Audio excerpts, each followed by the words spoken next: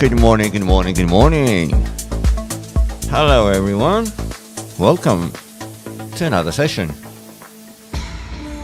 Alright.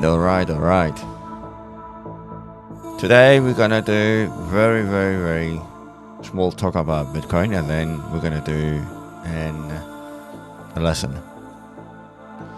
Right, okay. So, a follow-up on the previous video.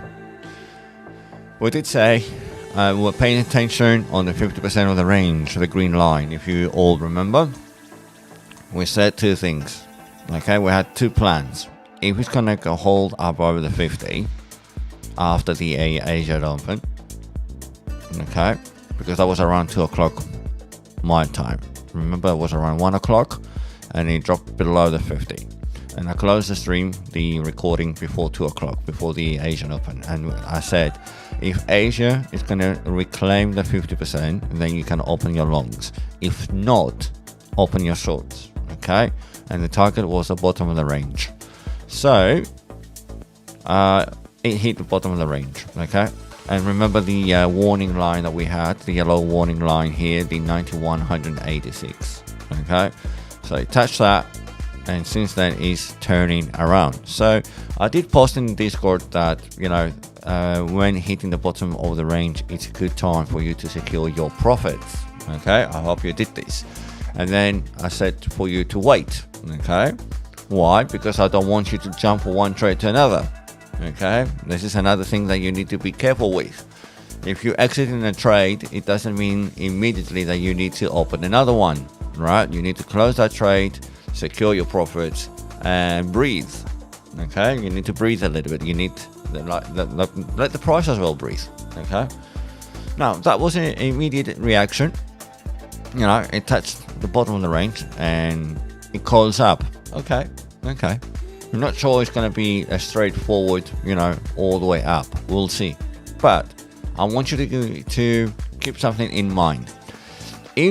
Let's say Bitcoin is going to go all the way up, okay, I'll be more secure with my position, okay, if I see the 50% to be claimed.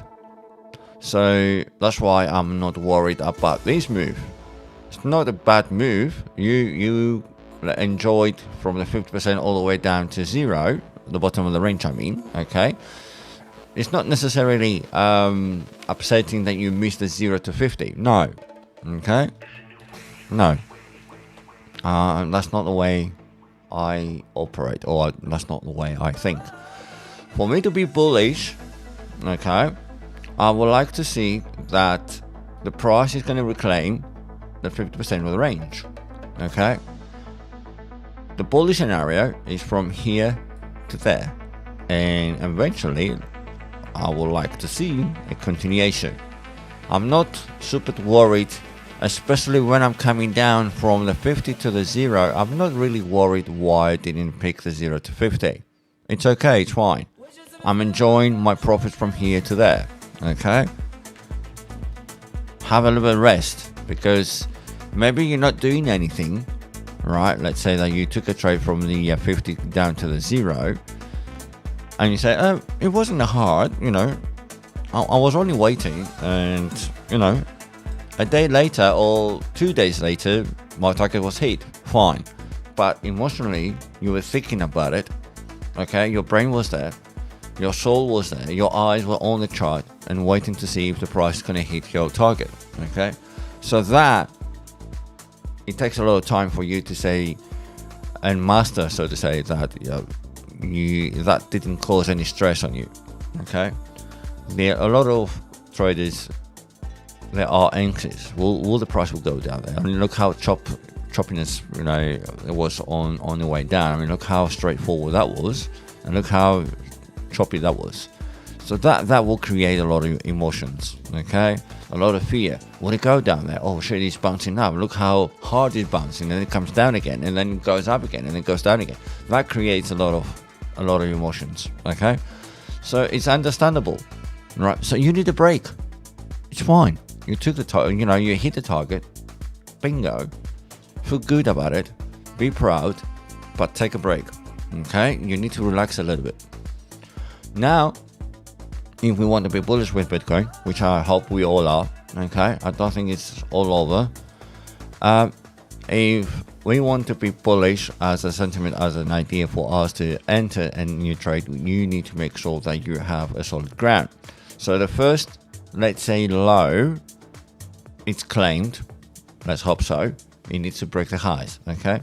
But I'll be more secure for me to enter when I get a second higher low. Okay, so that's your low. You're gonna get something like this, something like that, right? Like a representation and stuff like that. So when you get, a first high low, this isn't like an example now. I'm not saying it's gonna happen exactly on 93. Okay, we're looking for a pattern. So you get a new high.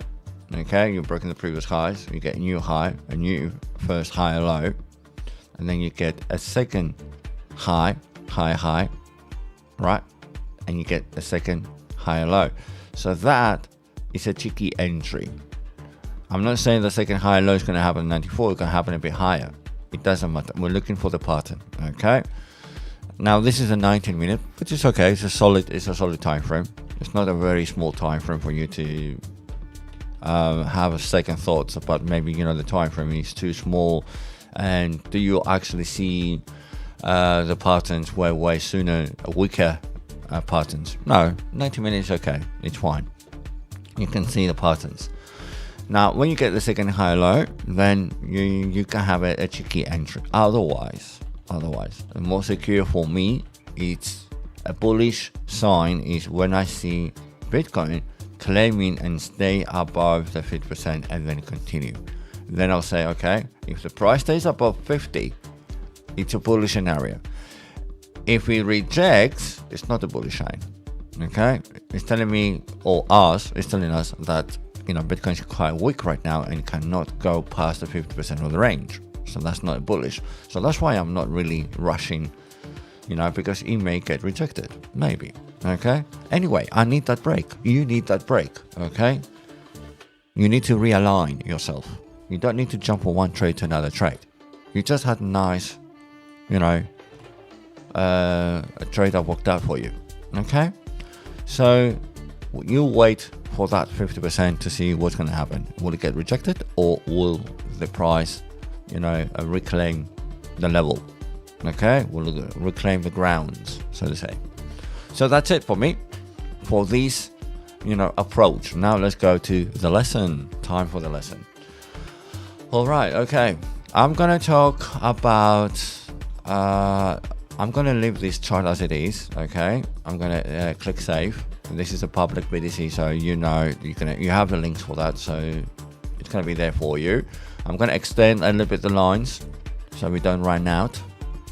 So let me move this a little bit to the right. 450, that's fine. Let me move this to the right as well. Give it a bit more space. Right, somewhere like here. That's fine. Okay. Let me give that range a little bit to the right. Here we are. Let me give that label further distance to the right. Here we are. And let me extend that line to you over here. Okay. So here you are, updated, save. So let me go now to another template to do the lessons. All right, okay. Now, today I'm going to show you how to do Pitchfork.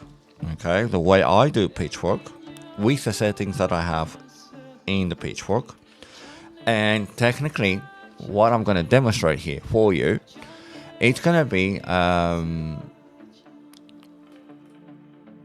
a same approach, same technique, a same approach as with the Gangsta Fib, okay, with the horizontal lines. But Pitchfork, it's going to be diagonal lines, okay, but the principle is exactly the same.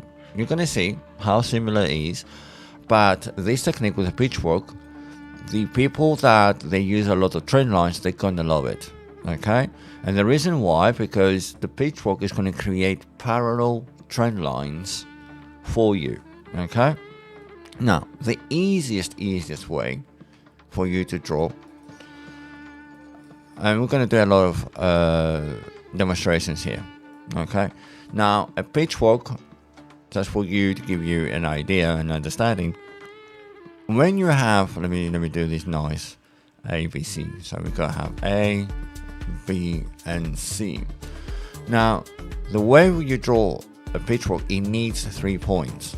Okay, it's not like the other tools that are usually okay with 2 points. Pitchfork needs 3 points. Okay, so grab the Pitchfork. Now you go to let me find the Pitchfork for you. It's under the lines, I believe. Trend lines, and you go all the way down, and it's Pitchfork. Here it is. Okay, I put a little star here, a favorite, so I have on my bar. So here's my bar, Pitchfork. Now what do I need? 3 points. Okay, what's the 3 points? The 3 points are, you need to find an impulse move, the bottom or the beginning of the impulse move. Yeah, that's your first point. The second point has to be the top of the impulse point, right? That's your second click. And the third point, you need to have a decent, nice correction. And here is your correction, which is the B point. Okay, and that's it. That's your 3 points. Let me mark out the points. Number 1, number 2, and number 3. And that creates these lovely trend lines. Okay, now what are the settings for these trend lines? I double click, go inside the style, and you're going to see something that is very familiar to you. Okay, the 0, it's the middle line. Okay, and then you have 0.25, so this is your starting line, the median line. Okay, this is a 0. First plot 0.25, which is a 25%. Okay, second plot 50, it's a red one. Okay, so 50%. 75, 100. Okay, green line 125, 15, 175, 225. That's the we maxed out all the lines. Okay, and here you have it. That's all. Every 0.5 or 1.5 and 225, it not necessarily needs to be a red one, but you can have a white one. It's okay, fine. Here it is. Okay, then here's your settings, and that's your Pitchfork. Okay, so let's apply this Pitchfork now to the real chart. Okay, so let me clear this. Here we are. Here's the Bitcoin chart. I'm going on a super high time frame, a weekly. Okay, and let's do a demonstration on the previous cycle. Okay, let's play around a little bit, and we're going to do on the current cycle as well. So that's the bottom of the previous cycle, right? And this is a primary move all the way up to the top, and then it has a deep correction. Okay, I like that. Let's do this demonstration.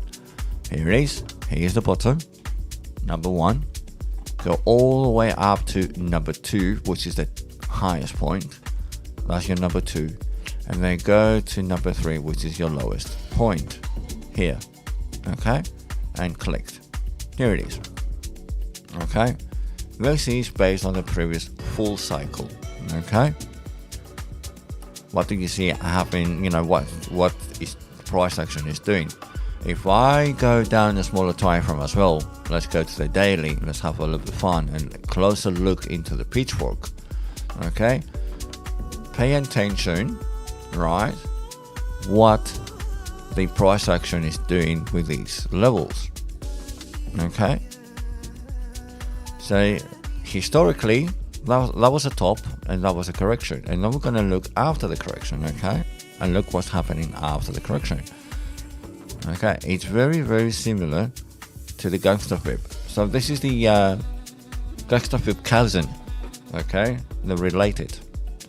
And this approach, it's the people that love trend lines, diagonal trend lines, they're gonna love this. Okay, I hope so. And here it is. And this is how you take levels by levels instead of straight horizontals, then you go diagonals, and it's the same principle. Okay, so price is going parallel in this area according to this line and this line, and then it fails, it loses this line. Okay, and then you have the same approach. You hold a trend, then you hold your longs, you're losing the trend, it's turning around, you're losing the line, you lose the dragon line, then you turn around, you lost that, it comes down, comes up, retests, and then it it fails to go above, so it doesn't reclaim this level, and then it goes further down and down and down and down.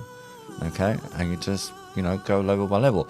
The more you zoom in, the more the angle change automatically, right? And the more lower time frame you go, it seems to be almost horizontal. It's going to be like, it's crazy. I mean, let me zoom out and find the pitchfork. Here's the pitchfork. Let's go to the left, and this is now a 19 minute, and when you zoom in to see the candles, right, it becomes almost like the angle goes almost horizontal, almost. Okay, so here's your candles and here's your lines. Okay, now let's do a fresh pitchfork now to more current time. Okay, let's have a look at, go back to the daily, and let's find something more closer to us. Okay, now on a current level, what can you do? Which area you can use for you to apply the pitchfork. Remember, you need a good decent leg to the up and a good decent correction. Okay, and then you can apply it. That's not a problem. So if I zoom out and say, okay, do I have a nice decent leg up with a good correction? Let's put the ABC. I have this, and then I have this. Okay, and then you have a continuation. Okay, can I use this partial? Let's try. Okay, let's put that into the test. Can I use this partial? Let me go to a higher time frame, a weekly time frame. It's going to give you a better view. Okay, this is our very equal highs, so you can use this high if you want, and with the same dip as this one, or you can use this high with this correction. You can use this high with this correction. It's up to you. Put it to the test and see which one aligns. Okay, as long that you know how to apply the pitchfork, you need the very bottom, the very beginning of the impulse leg to the very top. Would you like to see? This is not a very bit deep correction. This is a bit deeper correction. This is a decent correction, right? So that's why these two are candidates. It's okay. Do you want to go all the way up to this one? Ignore that correction. It's fine. Go for it and use this one here. Okay.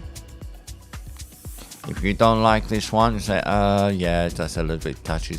I see nothing higher. It will not give me any good indications. Try the previous highs, right? And use the same technique. And say, okay, I see more lines here. It's fine, it's working better. Okay, well, let's have a look. 12 hours, see what it is. Okay, and see what's happening. We draw the pitchfork from this bottom here. You can see the lines, this bottom, that very top. You can correct if you want, fine tune it.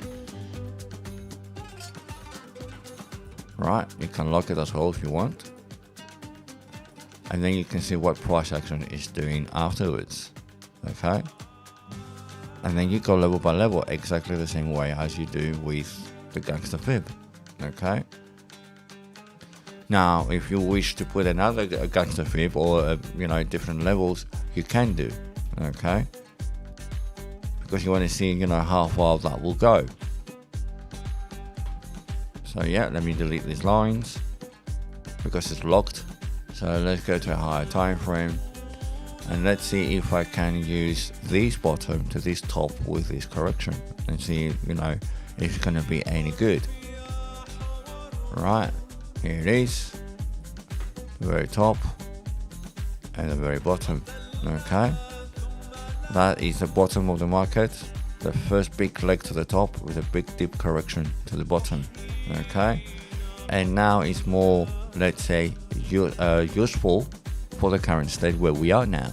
Okay, I mean, that happened all the way back in March 24. This is the bottom, this is August, so it's like 6 months behind, right? Almost, you know, it has a lot of data. Now 9 months behind, 6 months behind, and then, you know, it's still valid currently. So don't underestimate the power of the Pitchfork. Just experiment how to apply it and find a Pitchfork that is going to be inside your current area. Okay, the point of interest, so to say. So now I've locked it. Go to the 12 hours and experiment a little bit, you know, observe and see what the price action is doing with these lines. And then again, the principle is the same. You hold the line and claim the line. Use this as a support. You see, it's acting as support. Once, twice, 3 times, 4 times. Lost it a little bit here. So what was that? That was the uh-oh moment. Why? Weakness. That hold above, hold above, hold above, hold above. This one was like uh-oh, warning. And when you have a warning, look what happens later. Okay, so when you have a breach of a support and it comes up again, you're gonna be happy that it claimed the level, but this one you're not gonna forget and say, hey, you breached it. You're right, that was a strong support, that was a strong support, that was a strong support, that was a strong support, strong. This one was a weak one. Remember, it's like, you know, someone is trying to break the ice, right? The first hit, no, solid ice. Second hit, no, I'm still holding. Third hit, not even close. Look at that. It closed all the way up there.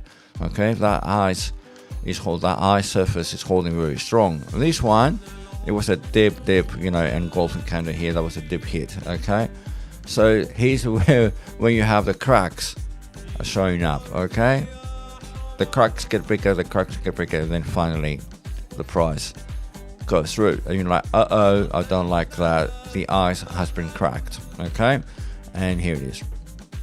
Okay, so now according to the Pitchfork, okay, we shorted, technically this is the 50% of the range. Okay, so you shorted all the way down. This is the bottom of the range, this is the coil up. This is why I say don't rush. Okay, don't rush. And you want to make sure that according to this Pitchfork, the price is going to claim above this level, and that is going to be your bullish sign. Okay, it's the same thing with the horizontals. Okay, you need to claim the 50% for you to be more secure. So that's today's lesson, a very short one, how to use the Pitchfork on a higher time frame. Or, you know, you're going to start with a higher time frame, and then you're going to lock it, and then you're going to use it for the long run. Okay, you know me, I don't change the lines every day. Okay, I go on a higher time frame, like weekly, find a solid move, draw the lines, and then I stay with them. Okay, I don't change the lines very often. I don't. Okay, I have my lines there. I've got plenty of lines. I have extensions. I'm not running out of lines, so I'm not worried about. Why? Let me give you a little tip here, or a hint for you to understand. You know as well, that it's like an algo. It's all maths. Okay, so these charts, they go based on the math. So you've got an algo. It has a sequence, a secret sequence. Every chart has its own algorithm, so it runs on its own sequence. Okay, so what are we using here? What are we doing? We're using a tool that has its own sequence. Okay, so these lines, this tool is trying to crack each chart, its instrument, like Bitcoin. It has its own algo behind it, and we're trying to break the code. Okay, we don't know the algo, we don't know the formula that is running, we don't know when it's going to go up, we don't know when it's going to turn around down, and we don't know, when it's going to shift and when it's going to move, big moves or small moves. Right, the algo is a dynamic. it has a lot of varieties inside, variables that change over time. Okay, if something happens with the world, they create the news and then they tweak the algo. They said, okay, let's push things down. Okay, they have the ability to do that. They can, create a new variable and say, okay, we need to go down by X amount of percentage. You don't know. So the Gangsta Fib is based on a sequence. Okay, and the Pitchfork now, it has its own sequence. So kind of is trying to break the algo. Okay, so we creating our own sequence on a chart that has its own sequence, and we're trying to align the sequences. So we're trying to create a frequency. Okay, so we trying to align the frequency of Bitcoin with the frequency of the tool, and that's why you have these lines. And if the price action is respecting the lines, then bingo, you align the frequencies. Okay, this is how I see it, and that's why I respect the lines. So if I align my frequencies, I don't need to tune it. It's like you trying to listen to your favorite radio station. Okay, so that radio station broadcasts at 89.9 on the FM scale. So what are you going to do? You're going to switch on your radio and trying to tune, okay, your receiver to be aligned to exact the same frequency. So you turn the knob left right because you sweeping the frequencies. So you're using an oscillator technically, okay, to turn up or turn down your oscillator until it aligns with the frequency. And when it aligns, then bingo, you start hearing your radio station. Okay. So this is what you're trying to do here. You're trying to, find the frequency and align until you get both of them talking to you. And then when you have price action and lines talking to you, you say, bingo, I got it. And you lock it. Right? Unless the radio station has too many commercials and then, it's taking the piece out of you. And then you need to change the frequencies, okay? You need to change the radio station. But here we are. Bitcoin, this is the frequency of Bitcoin. And then I align my tools on that frequency. And I'm happy. You know what? I'm going to lock it. There it is, padlock. Okay, lock it. Here's the settings once again. It's very familiar to you. 0 to 25, which is 25%, 50%, 75%, 100, and these extensions: 125, 150, 175 to 100, 225. I wish it had more, but it doesn't. Okay, here are the frequencies. Right, my lovely people, that's it for today. Okay, take it easy. I hope you enjoyed this lesson. And I'm going to come back with some more lessons, okay? So I'm going to close this stream and I'll come back soon. Take care. Have a nice one. Drop the thumbs up on the video. Drop your questions, comments under the video. Or otherwise, for the people that they know me and they find me in the waiting room, throw the questions in the waiting room, okay? Much love to you guys. Be safe out there. Trade safe. Be wise. Don't rush, okay?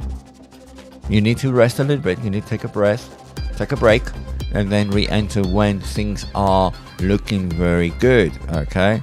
So for this instance, you need to claim this level. Okay, for you to carry on. Otherwise, if it's gonna fail, then you know what you want to look down for, right? For that imbalance. So maybe he wants to come down to clear that imbalance. Okay. Remember, liquidity to liquidity. If there is an imbalance in between, target these areas. Okay, now you have a great liquidity up here. You had a liquidity here, liquidity here, liquidity here. It's been taken out. So two things can happen. Now the liquidity's been taken out, maybe it's going to target the higher liquidity, that one. Or if it's not happy enough Bitcoin, maybe they're going to target the imbalance and liquidity below.